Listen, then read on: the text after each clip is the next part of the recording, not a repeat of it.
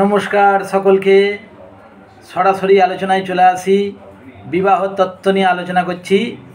এই বিবাহ তত্ত্বে অনেকেই জিজ্ঞাসা করেছেন যে দাদা একটু স্বয়ম্বর নিয়ে যদি আলোচনা করেন তাহলে খুব ভালো হয়।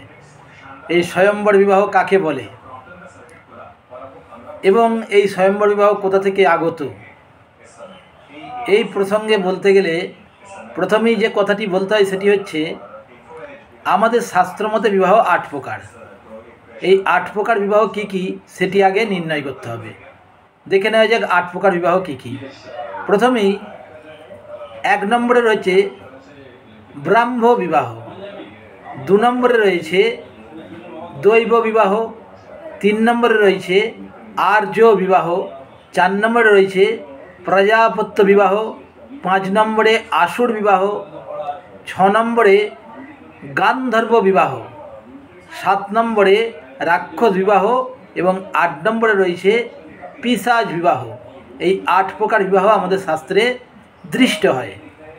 এর মধ্যে কোন বিবাহটি আমাদের এই